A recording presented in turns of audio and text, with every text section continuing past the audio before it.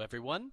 Today I'm here to talk to you about how you can become a favorite student of Ms. Nesmith.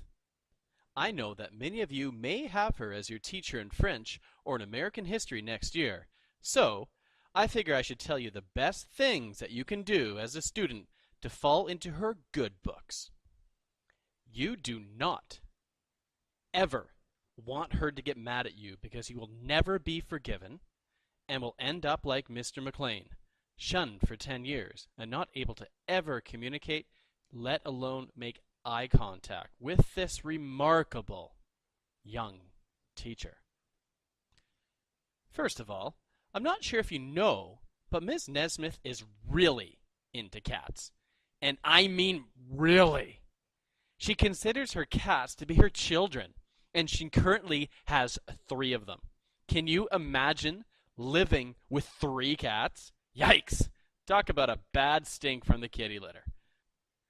Quite often, Ms. Nesmith will bring some of the used kitty litter to school to threaten her French students when they are acting like idiots in her class.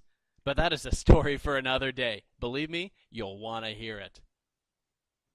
Anyway, back to the kitty cats. I would suggest showering Ms. Nesmith with as many felines as possible. You can maybe begin this process slowly at the beginning of the semester. I would suggest maybe 1 or 2 cats a week. However, as you will undoubtedly begin to struggle in your extremely difficult French class, if I were you, I would really start to bring several cats a day. Don't be too shy about this. I definitely would suggest at least 5 cats. Come on, she needs many cats in her life because we all know that one day, after she dumps Mr. Stearns, that she will become not only a crazy cat lady, but an old crazy cat lady. Bank on that for sure. You showering her with kittens is just the beginning of the process of what her true life destiny will become. The second way for you to get Ms. Nesmith to really like you is to speak French to her.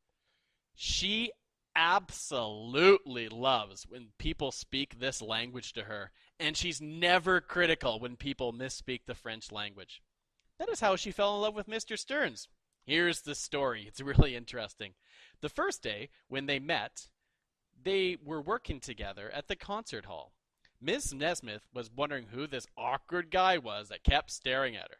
Finally, after 55 days of working together, this young man finally had the courage to say something to this girl that was definitely out of his league. And this is what he said. Bonjour, je suis Tim, et je suis tombé en amour avec ton visage laid.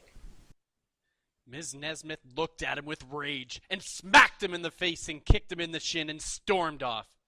Poor Mr. Stearns had no idea what he had done wrong. He worked up all his courage to speak French to this mysterious red-headed girl, but had somehow missed his opportunity. Silly Mr. Stearns had told Ms. Nesmith that he had fallen in love with her ugly face. Ms. Nesmith had decided that she would shun Mr. Stearns for 2 years, and after that time was up, he came up to her and said, Je suis un idiot poupée gauche.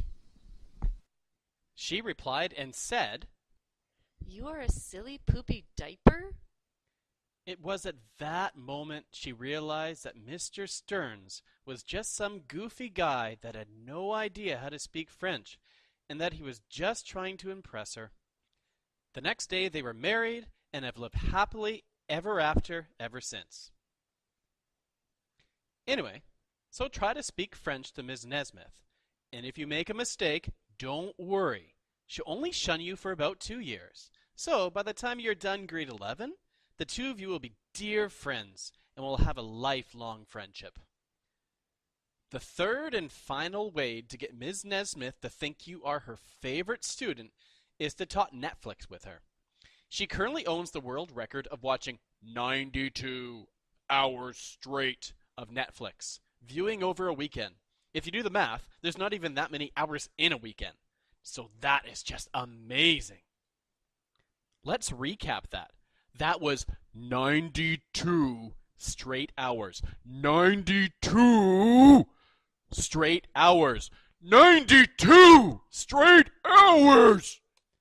Oh, sorry. I got a bit carried away there. Created using Powtoon.